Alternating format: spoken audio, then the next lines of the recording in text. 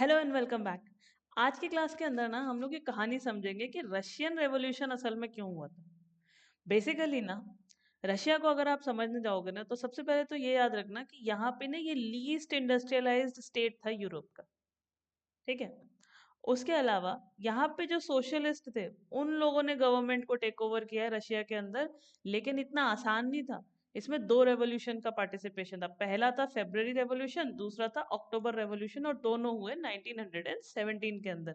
लेकिन कहते हैं ना रेवोल्यूशन एक दिन में तो उठ के हो नहीं गया कि लोगों ने डिसाइड किया होगा कि चलो आज कुछ काम नहीं है मिलके रेवोल्यूशन कर देते हैं। नहीं, बेसिकली इस रेवोल्यूशन के पीछे एक पूरी की पूरी एक बैकग्राउंड स्टोरी है और सीरीज ऑफ रेवोल्यूशन चली है कि कहानी शुरू कहाँ से हुई थी।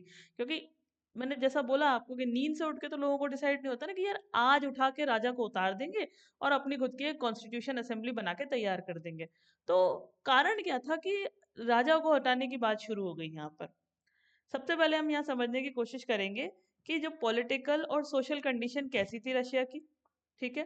फिर रेवोल्यूशन कब हुआ और कहाँ हुआ और कितना समय लगा इस पूरे रेवोल्यूशन में। तो उसके लिए ना हम लोग को थोड़ा सा पीछे जाना पड़ेगा स्टोरी के अंदर। और अब हम चलते हैं रशियन एम्पायर के अंदर 1914 में। तो 1914 के अंदर सार निकोलस सेकेंड, ये जो आपको स्टड दिख रहे हैं ना यहाँ पे, ये फुल स्टड एकदम। ठीक है। He was the emperor. ठीक है, ये एम्परर थे और रशिया अपने बाकी एम्पायर्स के साथ, बाकी एम्पायर्स इसके क्या क्या थे, जैसे कि मॉस्को तो इसके पास था ही। ठीक है। उसके अलावा इसमें फिनलैंड था, लातविया था, लिथुआनिया था, एस्टोनिया था, पार्ट्स ऑफ पोलैंड थे, यूक्रेन थे और बेलारूस था। ये सारे के सारे अपार्ट फ्रॉम रशिया ये एनेक्स्ड या फिर एक्सटेंडेड रशियन एम्पायर में काउंट होते थे। अभी यहाँ पे अगर आप ध्यान से नोटिस करोगे तो इसके अलावा इसे पैसिफिक की साइड भी ये स्ट्रेच हो रखा था। और पैसिफिक की साइड ये कौन कौन से स्टेट्स इन्वॉल्व थे, सेंट्रल एशियन स्टेट्स, यानी कि अभी जो करंटली जिन्हें जॉर्जिया, आर्मेनिया और अजरबैजान वाला एरिया कहलाता ना, वो सारा भी इन्हीं के साथ इंक्लूडेड था। और यहाँ पे जो मेजोरिटी रिलीजन फॉलो होता था वो था रशियन ऑर्थोडॉक्स क्रिश्चियनिटी। तो अब आपको ये बात याद रखनी है कि रशिया की सबसे पहले तो ज्योग्राफिक कंडीशन कैसी थी। ठीक है। दूसरी चीज वहाँ की सोशल कंडीशन कैसी है कि यहाँ पे मेजोरिटी लोग जो है वो रशियन ऑर्थोडॉक्स क्रिश्चियनिटी को फॉलो करते हैं। और ये उन्हें कहाँ से डिसेंड हुई है, ये उन्हें हुई है ग्रीक ऑर्थोडॉक्स चर्च से, वहीं से फॉलो होता आ रहा है। अब इसके अलावा इनके यहाँ पे कैथोलिक्स भी थे, प्रोटेस्टेंट्स भी थे, मुस्लिम्स भी थे और बुद्धिस्ट भी थे। यानी कि अब आप आइडिया लगा सकते हो कि डाइवर्सिटी कितनी ज्यादा है रशिया के अंदर। और आगे इसके अंदर बढ़ते हैं तो आपको अब समझते हैं कि यार ये तो थी इनकी सोशल कंडीशन, पहली चीज। ठीक है। और इनका ज्योग्राफिक लोकेशन, दूसरी चीज। अब हम बात ही करेंगे इकोनॉमी और सोसाइटी के बारे में। तो देखो यार, सोसाइटी और इकोनॉमी की जब बात आती है ना, तो 20th सेंचुरी के अराउंड भी अगर आप देखने जाओगे तो एक मेजॉरिटी जो पॉपुलेशन थी रशिया की वो एग्रीकल्चर में इन्वॉल्व थी। यानी कि आप ऐसे मान लो कि कम से कम 85% रशियन एम्पायर जो था वो अर्न करता था अपनी लिविंग एग्रीकल्चर करके। और ये जो था ना पूरे यूरोप में अगर गिनने जाओगे ना तो सबसे ज्यादा कंट्रीब्यूशन इन्हीं का था, सबसे ज्यादा प्रोपोर्शन इन्हीं का था एग्रीकल्चर के अंदर। जैसे कि मान लेते हैं कि अगर हम लोग फ्रांस और जर्मनी की बात करें तो 40% और 50% ही पॉपुलेशन थी जो एग्रीकल्चर में इन्वॉल्व थी। बाकी लोग धीरे धीरे इंडस्ट्रियलाइजेशन की तरफ बढ़ गए थे। और जो एम्पायर एरिया था उसमें जो कल्टीवेटर्स थे वो मार्केट के लिए तो प्रोड्यूस करते ही थे, अपने खुद के लिए भी प्रोड्यूस करते थे। इनफैक्ट रशिया एक मेजर एक्सपोर्टर था ग्रेन्स का। हम तो कर ही रहे प्रोड्यूस, हम सेल आउट भी कर देते हैं बाहर, इतना हो जाता है हमारे लिए।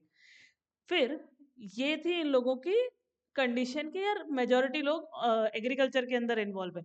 इसके बाद यहाँ पे आप देखोगे कि इनके कुछ प्रोमिनेंट इंडस्ट्रियल एरियाज थे। ठीक है। अच्छा, वैसे इंडस्ट्रीज जो थी ना वो इनकी पॉकेट्स में थी, मतलब पॉकेट्स मतलब जेब वाला पॉकेट नहीं है ये। पॉकेट मतलब छोटे छोटे छोटे छोटे इनके वर्कशॉप्स में डिवाइडेड थी। ठीक है। इस तरीके से इंडस्ट्री चल रही थी, जैसे एक बड़ी सी एक वो नहीं होता आपका पूरा का पूरा फैक्ट्री होती है, उसके अंदर सब वर्कर्स काम कर रहे होते हैं, वो वाली कंडीशन नहीं थी। सबके अपने अपने प्राइवेट वर्कशॉप्स थे और उसी के अंदर लोग काम किया करते थे, दो या तीन लोग मिलके मेटल वर्क्स का काम कर रहे थे। ठीक है। तो जो प्रोमिनेंट जगह थी जहाँ पे इंडस्ट्रियल एरिया था इनका वो थे इनके सेंट पीटर्सबर्ग और मॉस्को। अभी क्या होता है कि जो क्राफ्टमैन्स थे वो मोस्टली अपना काम ले लेते। मैंने अभी अभी आपको बताया कि जो क्राफ्टमैन्स कौन से होते हैं, वो लोग जो आपकी छोटी छोटी वर्कशॉप्स में अपना काम कर रहे होते हैं। लार्ज फैक्ट्रीज भी थी इनके पास। ठीक है। लेकिन वो अल्टीमेटली हेल्प तो वर्कशॉप से ही लिया करती थी। और जो फैक्ट्रीज थी वो 1890s में जाके सेटअप हुई थी रशिया के अंदर। कब? जब रशिया का रेलवे नेटवर्क बढ़ गया था, उससे पहले नहीं था। देखो इस चीज का हमेशा ध्यान रखना, किसी भी जगह के डेवलप होने के लिए उसका ट्रांसपोर्ट और कनेक्टिविटी बहुत इंपॉर्टेंस रखती है। तो जब आप किसी जगह को कनेक्ट कर पाते हो ना, तो अपना रॉ मटेरियल फैक्ट्रीज तक ट्रांसपोर्ट कर पाते हो और फैक्ट्रीज से फिनिश्ड गुड को मार्केट तक ट्रांसपोर्ट कर पाते हो। तो ये जो ट्रांसपोर्टेशन का एक्सटेंशन हुआ था ना in the form of extended railway, उसी की वजह से वहां पे फॉरेन इन्वेस्टमेंट भी आने लग गया था। और इसी की रीजन था कि इन लोगों का कोल प्रोडक्शन 2 गुना से बढ़ गया और इनका आयरन और स्टील प्रोडक्शन 4 गुना से बढ़ गया 1900 के अंदर। अब तुम खुद सोच सकते हो कि जब इतना प्रोडक्शन बढ़ गया था तो इसका मतलब वर्कर्स भी बहुत सारे रहे होंगे। तो यस, वहां फैक्ट्रीज भी डेवलप हो गई थी और अब वहां पे जो क्राफ्टमैन्स थे और जो फैक्ट्री वर्कर्स थे ऑलमोस्ट ऑलमोस्ट इक्वल नंबर में आ गए। पहले क्या था, फैक्ट्री वर्कर्स कम थे और क्राफ्टमैन्स ज्यादा थे, लेकिन अब फैक्ट्री वर्कर्स भी क्राफ्टमैन्स के बराबर ही क्वांटिटी में आ गए थे वहां पे काम करने के लिए। अच्छा, यहाँ क्या हो रहा था कि जितनी भी मोस्टली इंडस्ट्रीज थी वो प्राइवेटली ओन्ड इंडस्ट्रीज थी। तो क्या होता था कि गवर्नमेंट को इस चीज का ध्यान रखना पड़ रहा था यहाँ पे कि यार ये जो है ना, इतना ध्यान रख के चलो कि जो फैक्ट्री वर्कर्स हैं इन लोगों का एक तो वर्किंग आवर्स कंट्रोल में रहे, दूसरा इनको ऐसा नहीं होना चाहिए कि अंडर पे रखा जाए। तो इनके लिए मिनिमम वेजेस अपन डिसाइड करके चलेंगे कि यार इनके वेजेस इतने तो होने ही चाहिए, इससे कम ना मिले किसी को। लेकिन क्या होता था कि जो फैक्ट्री इंस्पेक्टर्स होते थे वो पूरी तरीके से इस रूल को फॉलो करवा ही नहीं पाते थे। क्यों? क्योंकि आप तो फैक्ट्री इंस्पेक्टर्स हो ना, अब वर्कशॉप में जो काम कर रहा है उसका वर्किंग आवर तो 15 घंटे से ज्यादा एक्सटेंड हो जाता था। और वहां तक भी अगर वो कंट्रोल करने की कोशिश करे तो भी फैक्ट्री के अंदर भी 10 to 12 आवर्स का तो वर्किंग एक्सटेंशन लग ही जाता था। तो अब तुम खुद कंडीशन सोच सकते हो कि चाहे गवर्नमेंट कितना भी उसके ऊपर कंट्रोल रखने की या होल्ड करने की कोशिश कर रही है, मगर एक ट्रबल तो आती ही थी जिसकी वजह से वर्कर्स अपने आप में परेशान थे कि यार वर्किंग आवर्स बहुत ज्यादा है और वेजेस हम लोगों को कम दिए जा रहे हैं। यहाँ तक कि उनकी जो अकोमोडेशंस थी वो रूम्स भी हो सकते थे, डॉर्मेटरीज भी हो सकते थे। तो रूम्स कम होते थे, डॉर्मेटरीज ज्यादा होती थी। इसके अंदर जो वर्कर्स भी थे वो भी सोशली डिवाइडेड थे। कैसे डिवाइडेड थे कि मान लीजिए कि आप 10-12 लोगों का ग्रुप है, ठीक है, वो किसी विलेज से एक साथ डिसाइड करके आए कि यार वहां पे फैक्ट्री है, वहां जाके काम करेंगे। तो उन लोगों ने जब फैक्ट्रीज में काम करना शुरू किया और उन लोगों ने डिसाइड किया कि यहीं सेटल हो जाएंगे, तो इस तरीके से वो लोग अपने गांव से ही है जहां से चले आ रहे थे, जिस विलेज से चले आ रहे थे, वहीं से उन लोगों के लिंक एक साथ थे। वो पहले से अपने आप को एक दूसरे को जानते थे और फिर वो अब साथ में रहने लग गए, वहां सेटल होकर रहने लगे। इस तरीके का तो पहला डिवीजन था कि यार वो लोग सेम ओरिजिन को बिलोंग कर रहे हैं, सेम प्लेस को बिलोंग कर रहे हैं। दूसरा क्या था कि इनका जो स्किल था ना फैक्ट्री में काम करने का, वो इन्हें डिवाइड करता था। जैसे इनके अंदर जो मेटल वर्कर्स थे सेंट पीटर्सबर्ग के अंदर, ठीक है, उन वो लोग है ना मेटल वर्कर्स अपने आप को एरिस्टोक्रेट्स कंसीडर करते थे। Workers among the workers, workers के अमंग में अपने आप को एरिस्टोक्रेट मानते थे। क्यों? क्योंकि उनका ये कहना था कि हमारा जो काम है ना वो ज्यादा ट्रेनिंग और स्किल डिमांड करता है, इसलिए हम बाकी लोगों से थोड़ा ज्यादा बेटर और ऊंचा काम कर रहे हैं। इसके अंदर अब बारी आती है विमेंस की। तो विमेंस जो थी ना, उन्होंने 31% ऑफ द फैक्ट्री लेबर को कंप्राइज करके रखा हुआ था 1914 के अंदर। तो यार ये तो बहुत अच्छी बात है, लेकिन इनके वेजेस किसी भी मेन वर्कर के कंपैरिजन में 3/4 या फिर हाफ होते थे। यानी कि मान लीजिए कि आप किसी मेल वर्कर को 100 रुपए दे रहे हैं आज, तो आप किसी विमेन को 75 रुपीज या 50 रुपीज ही दिया करते थे उनके काम के लिए। ओके, अब क्या हो रहा है यहाँ पे कि जो वर्कर्स के अंदर डिविजन्स था वो उनके तौर तरीकों में या उनके ड्रेसिंग सेंस में भी अच्छे से दिखाई देता था, ठीक है। लेकिन लेकिन एक बहुत इंटरेस्टिंग चीज आपको देखने को मिलेगी कि ये जो वर्कर्स थे ना, ये एसोसिएशंस बना के रहते थे। और ये एसोसिएशंस कब काम आती थी कि मान लीजिए किसी को फाइनेंशियल हार्डशिप्स फेस करनी पड़ रही है, उस केस में उन्हें फंड प्रोवाइड करा दिया सबने मिलके, बाकी आपने बाद में लौटा दिया, ठीक है। और या फिर कोई अनएम्प्लॉयड है तो ऐसी सिचुएशन में उसको फंड की जरूरत है, तो वो इन्हीं एसोसिएशन से फंड ले सकता था। जैसे जब तक जॉब नहीं लग रही, जैसी जॉब लग जा रही है वो अपने आप वो इनके फंड्स को रिटर्न कर दे रहा है। तो इस तरीके की एसोसिएशंस काम कर रही थी, बेसिकली कोऑपरेटिव्स की तरह आप कंसीडर कर सकते हैं कि आपको जब भी लोन चाहिए आप यहाँ से ले सकते हो। तो ये इन लोगों का वर्कर्स का अपने आप में एक एसोसिएशन ऑलरेडी चल रही थी, ठीक है। इसके बाद क्या हुआ कि ये डिविजन्स हुआ करते थे काम के बेसिस पे, सोशली डिविजन्स हो रहे हैं, उनके रहन सहन के तरीके में डिविजन्स हो रहे हैं, लेकिन इन सब डिविजन्स के बावजूद वर्कर्स यूनाइट होके स्ट्राइक किया करते थे जब भी वो लोग अपने एम्प्लॉयज से डिसएग्री होते थे रिगार्डिंग द वर्किंग कंडीशंस या फिर वर्किंग आवर्स के रिगार्डिंग। जब भी उन्हें ऐसा लगता था कि हम डिसकंटेंटेड फील कर रहे हैं, भाई हमें नहीं खुशी हो रही कि आप लोग है ना हमें देर देर तक यहाँ रोकते हो, काम कराते हो, हमें पैसे नहीं देते, हमारी कंडीशन जो वर्किंग कंडीशन है वो भी ठीक नहीं है, तो ऐसे में यार हम लोग तो स्ट्राइक करेंगे। और ये ऐसा नहीं होता था कि कोई मेटल वर्कर है तो वो किसी और के लिए एसोसिएशन के लिए स्ट्राइक नहीं करेगा या पार्टिसिपेट नहीं करेगा, नहीं, सारे वर्कर्स एकजुट होके ही स्ट्राइक करते थे अपने एम्प्लॉयर के अगेंस्ट। अब ये जो स्ट्राइक्स थी ये काफी ज्यादा बढ़ गई थी कब, 1898 के अंदर और 1896 और 1897 के अंदर, और ये मोस्टली टेक्सटाइल इंडस्ट्री में हुई, लेकिन फिर मेटल इंडस्ट्री के अंदर भी होने लगी थी 1902 के अंदर। ओके, ये तो थे यहाँ के वर्कर्स की कंडीशन। अब बात करते हैं कंट्री साइड, यानी कि ये तो हो रहा था सिटी एरिया में, अब कंट्री साइड यानी कि वो एरिया जो कंट्री से बाहर, मतलब जो सिटी के बाहर बाहर का इलाका है, जहाँ विलेजर्स रहते हैं, जहाँ विलेजेस होते हैं, जहाँ पे फार्म्स होते हैं, जहाँ पीजेंट्स खेती बाड़ी कर रहे होते हैं, वो वाला एरिया है। तो जो कंट्री साइड वाला एरिया था वहां पे peasants most of the land cultivate करते थे, लेकिन ओन नहीं करते थे।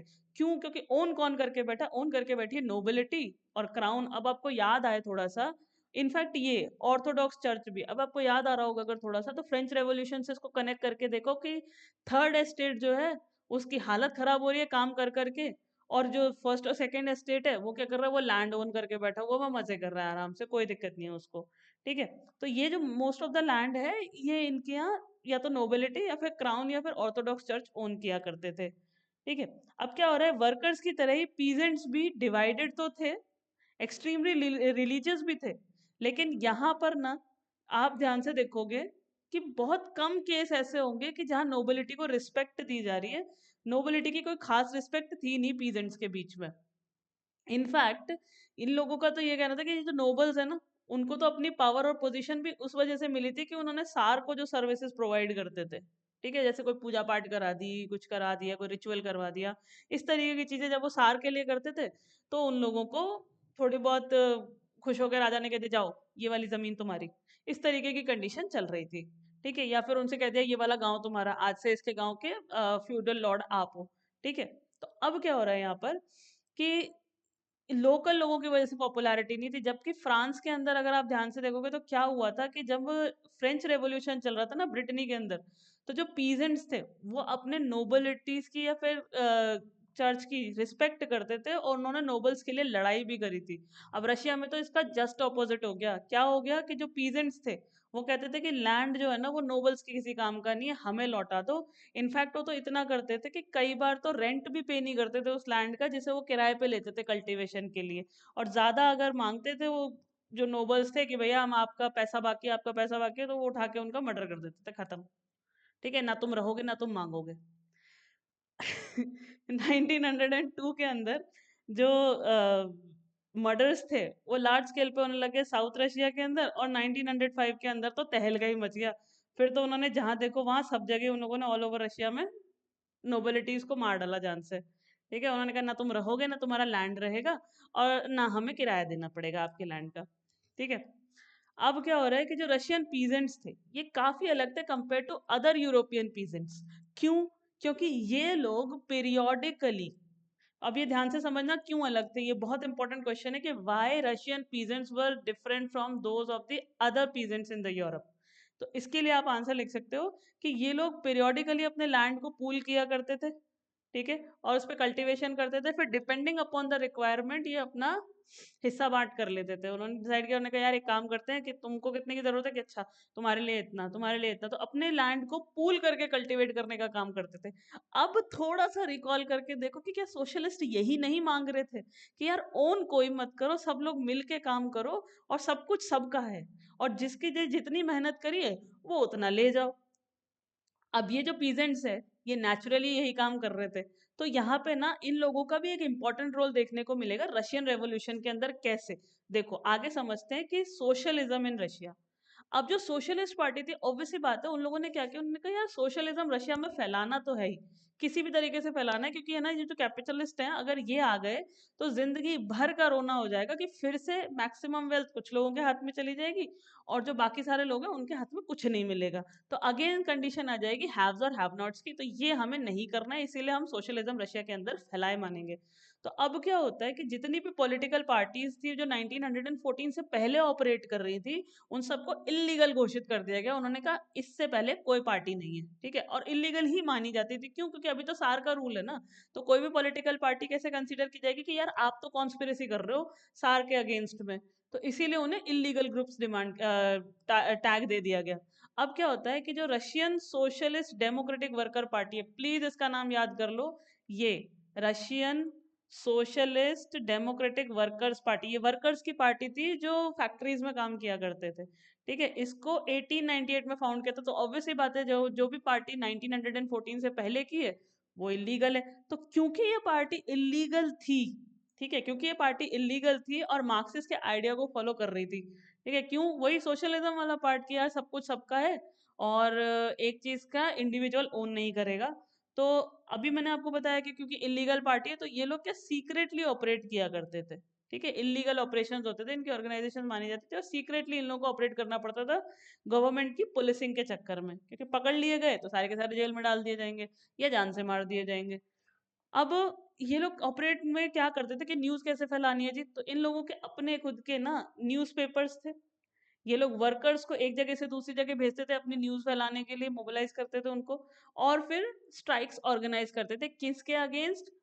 फैक्ट्री ओनर्स के अगेंस्ट या एम्प्लॉयर्स के अगेंस्ट। और इनकी थ्रू आउट एक ही डिमांड है, इनकी डिमांड और कुछ नहीं है, इनकी केवल ये डिमांड है कि हमारी वर्किंग कंडीशन सुधार दो, हमारे वेजेस बढ़ा दो, हमारे वर्किंग आवर्स कम कर दो। इनको तीसरा कुछ चाहिए ही नहीं है, चौथा कुछ चाहिए ही नहीं, सॉरी। इनकी यही डिमांड्स हैं, इसके अलावा ये कुछ नहीं मांग रहे। अच्छा, कुछ जो रशियन सोशलिस्ट थे ना, उन लोगों को ये लगने लगा कि जो रशियन पीजेंट्स है ना यार, इनका जो कस्टम है ना जिसमें ये लोग क्या करते हैं अपने लैंड को पीरियोडिकली डिवाइड कर देते हैं, इसकी वजह से यार ये तो नेचुरली सोशलिस्ट है। मतलब ये तो पहले ही मान के बैठे हैं कि यार कुछ किसी का नहीं है, सब कुछ सबका है। अब क्या हुआ, इन लोगों को ये लगने लगा कि यार फिर इसका मतलब जो पीजेंट है ना वो मेन फोर्स बनेगी रशियन रेवोल्यूशन के लिए, और इससे हमारा जो रशिया है वो बहुत जल्दी सोशलिस्ट में बदल जाएगा, कंट्री के अंदर चेंज हो जाएगा। ये वर्कर्स के थोड़े हम लोगों को डाउट है यार, वर्कर्स को तो समझाना पड़ेगा कि सोशलिज्म क्या होता है, जबकि ये जो पीजेंट्स हैं ये तो नेचुरली सोशलिस्ट है। तो एक काम करते हैं, सारा का सारा फोकस पीजेंट्स पे डाल देते हैं। तो ये जो सोशलिस्ट थे ना, इन लोगों ने कंट्री साइड में एक्टिव होना शुरू कर दिया 19th सेंचुरी के अंदर।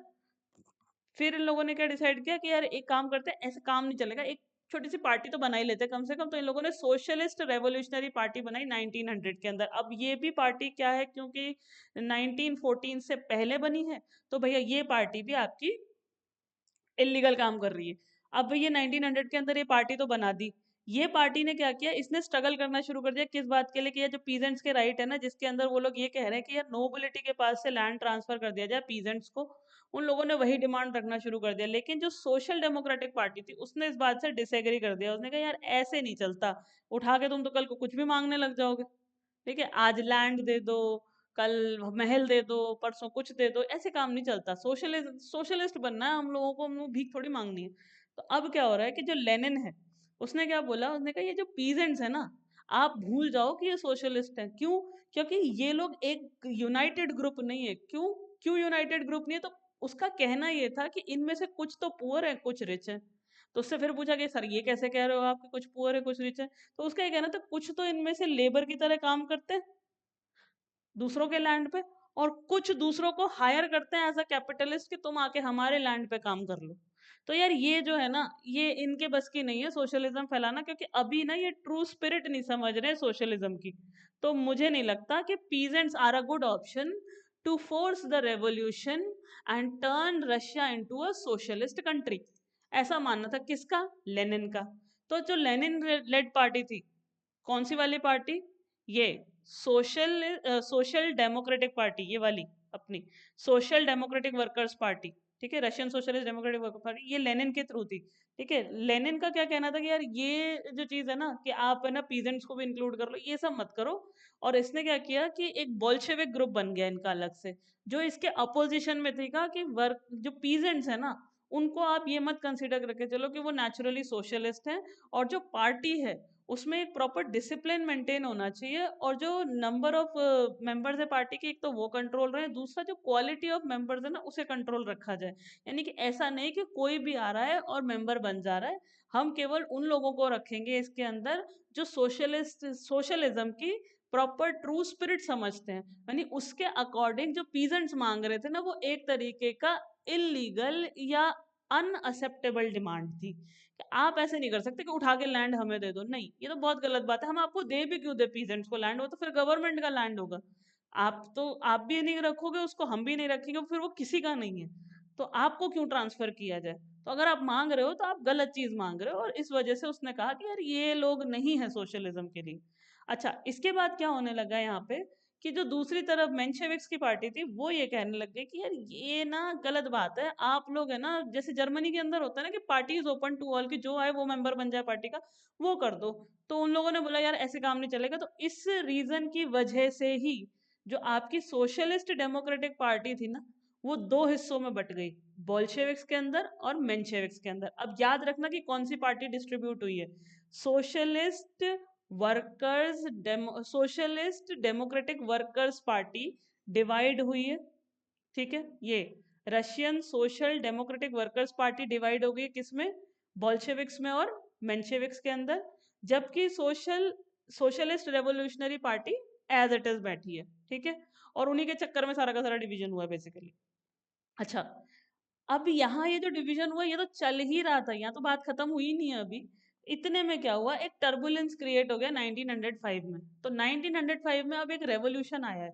अब ये रेवोल्यूशन ना बहुत इंपॉर्टेंट है। क्यों? क्योंकि यही वो चिंगारी है जिसकी वजह से रशियन रेवोल्यूशन फैला। ठीक है, अब ये बहुत इंपॉर्टेंट है। क्यों? देखो, क्या हुआ था कि रशिया एक ऑटोक्रेसी थी, है ना। और जैसे कि बाकी यूरोपियन रूलर्स थे ना, उन लोगों, जब तक ये 1905 की बात कर रहे हैं हम, that is by the beginning of 20th century की बात हो रही है। यहाँ तक आते आते जो बाकी यूरोपियन स्टेट्स थे ना, उनके rulers were subjected to parliament. उनके यहाँ तो पार्लियामेंट बन चुकी थी, लेकिन रशिया अकेला ऐसा स्टेट बन गया था जिसके रूलर को अभी तक भी हम लोगों ने पार्लियामेंट के अगेंस्ट नहीं खड़ा किया था। मतलब इसके अगेंस्ट अभी हम लोगों ने कोई पावर पे इसके वो नहीं लगाया है, कंट्रोल नहीं कराया अभी तक। अब क्या हुआ कि जो लिबरल्स थे रशिया के अंदर, उन लोगों ने कैंपेन्स करना शुरू करी। उन्होंने कहा यार ये ना, ये राजा को हटाओ। ठीक है, सारी की सारी जड़ राजा है। तो उन लोगों ने क्या किया कि जो सोशलिस्ट डेमोक्रेट्स थे और सोशलिस्ट रेवोल्यूशनरीज थे, इन लोगों को जुड़वाया एक साथ। उन्होंने कहा आप सब लोग मिलके आओ। ठीक है, और अब जो पीजेंट्स और वर्कर्स हैं वो मिलके एक रेवोल्यूशन कर रहे हैं 1905 के अंदर। और वो क्या डिमांड कर रहे हैं? Constitution, constitution, constitution. अब तुम सोच के देखो कि वर्कर्स की डिमांड असल में थी क्या और पीजेंट्स की डिमांड असल में थी क्या। तो लिबरल्स ने क्या किया, वर्कर्स और पीजेंट्स को ये कह के कन्विंस कर लिया कि एक बार कॉन्स्टिट्यूशन आ जाएगी, हम गवर्नमेंट में आ जाएंगे, तो हम आप लोगों की डिमांड पूरी कर देंगे। यानी वर्कर्स को उनकी मांगी हुई डिमांड दे देंगे कि आपको वर्किंग कंडीशन अच्छी दे दी जाएगी, आपको वेजेस दे दिए जाएंगे, और आपके वर्किंग आवर्स कम कर दिए जाएंगे। और यहाँ पीजेंट से कह दिया गया कि जी आपका जो लैंड वाला ट्रबल है ना, उसे हम सॉल्व करने की कोशिश करेंगे, और काफी हद तक सॉल्व भी कर देंगे। तो वो लोग मिल के आ गए कि उन्होंने कहा यार एक काम करते हैं, ये कह ही रहे हैं, कर ही देंगे कि अगर कॉन्स्टिट्यूशन मिल जाता है तो फिर तो बात ही खत्म हो जाएगी। ये राजा है, इसकी वजह से परेशानी आ रही है। तो ये लोग लिबरल्स की बात मान गए, और लिबरल्स की बात मानने की वजह से इन लोगों ने अब अपनी अपनी डिमांड्स हटा के पहले कॉन्स्टिट्यूशन का नारा लगाना शुरू कर दिया कि जी कॉन्स्टिट्यूशन दो, कॉन्स्टिट्यूशन दो, कॉन्स्टिट्यूशन दो। इसके बाद क्या हो रहा है कि जो एम्पायर है उसको नेशनलिस्ट, जो बाकी के एम्पायर में नेशनलिस्ट बैठे हुए थे। नेशनलिस्ट कौन? ये वो लोग हैं जो कि रशिया को एज अ कंप्लीट नेशन देखना चाहते हैं। रशिया अभी नेशन नहीं है, रशिया एक स्टेट है और फिर बाकी का एम्पायर है, यानी कि जो एनेक्स्ड करा हुआ है, यानी कि उसका जो कब्जाया हुआ हिस्सा है, लड़ाई वगैरह में जीता है या जो भी है। ठीक है, तो अब क्या हो रहा है यहाँ पे कि जो नेशनलिस्ट है वो चाहते हैं कि एक वेल डिफाइंड बाउंड्री बन जाए, एक नेशन स्टेट बन के तैयार हो जाए, और ये एक नेशन कहलाए रशिया पूरा का पूरा, कि अब ये एक कंट्री है। ठीक है, तो ये जो नेशनलिस्ट थे वो पोलैंड की तरफ से, जैसे मान लीजिए एग्जाम्पल देके बताया गया कि ठीक है, और ये नेशनलिस्ट थ्रू आउट भी थे। ठीक है, ये नेशनलिस्ट और जो मुस्लिम डोमिनेटेड एरियाज थे वहां पे जादिद्स, ठीक है, इन लोगों ने मिलके लिबरल्स को, सोशल डेमोक्रेट्स को, सोशल रेवोल्यूशनरीज को, सबको सपोर्ट किया। वो लोग भी जो ज्यादा से, वो लोग ये चाहते थे कि हमारा जो इस्लाम है ना, वो एक मॉडर्नाइज इस्लाम हो और सोसाइटी को एक मॉडर्न इस्लाम ही लीड करे। ठीक है, यहाँ तक भी चीजें ठीक चल रही थी। अब तुम देख सकते हो कि किस अमाउंट ऑफ प्रेशर डाला हुआ है उसके अंदर, कि वर्कर्स की एसोसिएशन आ गई है, पीजेंट्स की एसोसिएशन आ गई है, लिबरल्स भी आ गए हैं, नेशनलिस्ट भी आ गए हैं, जादिद्स भी आ गए हैं। तो कितना ज्यादा प्रेशर अब सार के ऊपर बनाया जा रहा है, और सारे के सारे मिलके चिल्ला रहे कॉन्स्टिट्यूशन, क्योंकि सबको ये लग रहा था कि एक बार कॉन्स्टिट्यूशन आ जाएगा तो सबकी डिमांड पूरी हो जाएगी।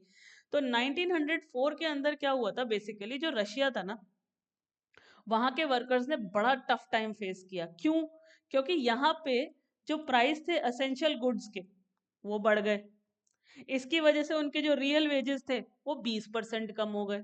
अब 20% से रियल वेजेस के कम होने का क्या सेंस है? मान लीजिए कल को कोई 100 रुपए कमा रहा था, तो अब बेचारा 80 रुपए कमा रहा है। इतनी बुरी कंडीशन आ गई थी। तो जो मेंबरशिप थी वर्कर्स की, वर्कर एसोसिएशन की, वो ड्रास्टिकली बढ़ गई। क्यों? क्योंकि उन लोगों को क्या लगने लगा था कि अब हम जब पुल अप कर लेंगे ना, तो हमारे पास एक फंड होगा जिसको हम लोग, हमारी फाइनेंशियल क्राइसिस वाली कोई सिचुएशन आएगी तो उसके अंदर हम लोग यूज कर लेंगे। और दूसरा इनका रीजन क्या था कि यार अब वर्कर्स एसोसिएशन को बढ़ाने का टाइम आ गया। क्यों?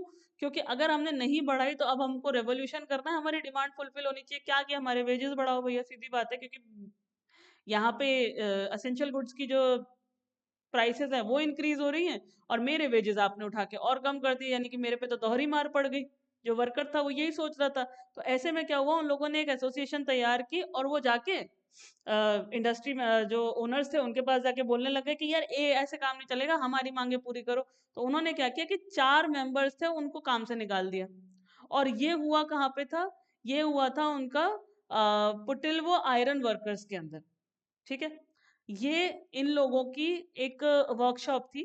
ठीक है, और वहां पे जाके उन लोगों ने क्या किया, 4 वर्कर्स को निकाल दिया। इससे तो वर्कर्स और गुस्सा आ गए, मतलब जिसे कहते हैं ना, चरम सीमा पे गुस्सा चढ़ा हुआ है। और इसी की वजह से 1,10,000 वर्कर्स ने सेंट पीटर्सबर्ग के अंदर स्ट्राइक कर दी। उन्होंने कहा अब तो यहाँ से तभी हिलेंगे जब हमारे वर्किंग आवर्स को रिड्यूस करोगे। ठीक है, 8 टू, जिसे कहते हैं ना, 8 आवर्स करके, तो पहली बात तो हमारे हमारे वेजेस को इंक्रीज करो और हमारी वर्किंग कंडीशन को इम्प्रूव करो, वरना हम नहीं जा रहे यहाँ से। यहाँ से फिर इन लोगों ने क्या किया, उन्होंने कहा यार यहाँ बैठ के काम नहीं चल रहा, एक काम करते सब। वही ऑब्वियस बात है, वहां बैठे होंगे तो किसी ना किसी ने अकल दी होगी, एक काम करो राजा के ऊपर जाके प्रेशर डालो। तो जब ये लोग आगे बढ़ने लगे प्रोटेस्ट करते हुए कि हमारी मांगे पूरी करो, चिल्ला चौड़ मचाना शुरू कर दिया इन लोगों ने, बुरी तरीके से हल्ला हो रहा है, दंगा हो रहा है यहाँ पे। तो जब इतने ग्रुप्स बन जाते हैं ना, तो एक लीडर निकल के आता है, कि कोई एक नेता बन ही जाता है उसमें से। तो यहाँ पर क्या हुआ कि इनका जो प्रोसेशन था वर्कर्स का, वो लीड कर रहे थे फादर गेपोन। तो आपने ये चीज नोटिस करी होगी कि जब भी कोई रिलीजियस बंदा किसी चीज के साथ जुड़ जाता है ना, तो वहां पे मारा मारी के चांसेस थोड़े से कम हो जाते हैं। ठीक है, क्यों? क्योंकि अब रिलीजन आ गया और उसको रिस्पेक्ट अलग तरीके से दी जाती है। लेकिन यहाँ ऐसा कुछ हुआ नहीं है। क्यों? क्योंकि यहाँ पर ना, जैसे ही ये लोग विंटर पैलेस के पास पहुंचते हैं, तो पुलिस ने और कोसैक्स ने, कोसैक्स कौन होते हैं? वो जो राजा के गार्ड्स वगैरह होते हैं, ठीक है, उन लोगों ने इन लोगों ये वर्कर्स पे अटैक कर दिया। इसी मारामारी के अंदर 100 वर्कर्स मारे गए और 300 वुंड हो गए। तो ये जो खून खराबा हुआ, इसके चक्कर में उस इंसिडेंट का नाम रख दिया गया ब्लडी संडे। क्यों? क्योंकि संडे वाले दिन गए थे सारे के सारे। तो क्योंकि खून खराबा हुआ इसलिए ब्लडी, और संडे वाले दिन हुआ था इसलिए संडे, तो ब्लडी संडे नाम का इवेंट हो गया उस दिन। अब इसकी वजह से, अब आपको क्या लगता है कि 100 लोग मर गए हैं, 300 लोग घायल हो गए, तो न्यूज तो आग की तरफ फैल गई।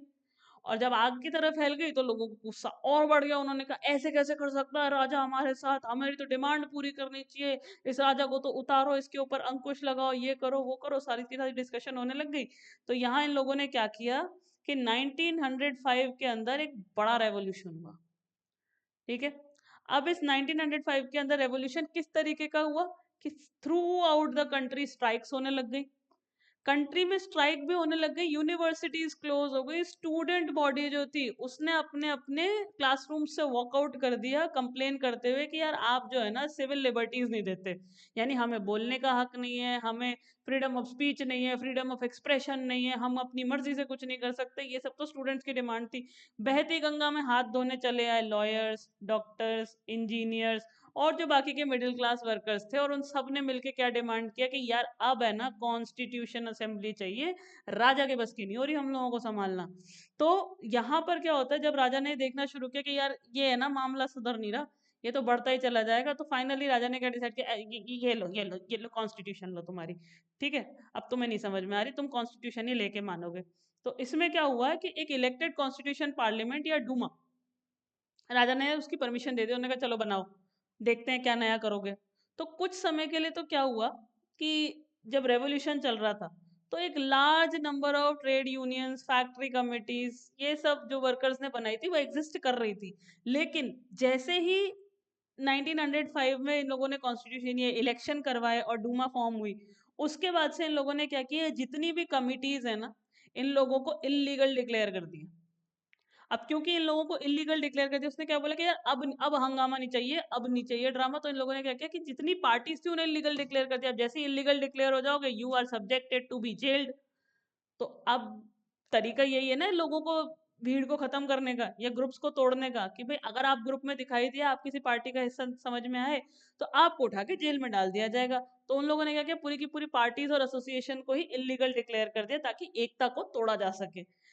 लेकिन कोई खास फायदा नहीं हुआ, इसमें सीवियर रिस्ट्रिक्शंस भी लगाई गई थी, ठीक है, पॉलिटिकल एक्टिविटीज के लिए। और सार ने क्या किया, अपनी कुर्सी बचाने के लिए उसने डूमा को 2 बार डिसमिस करा।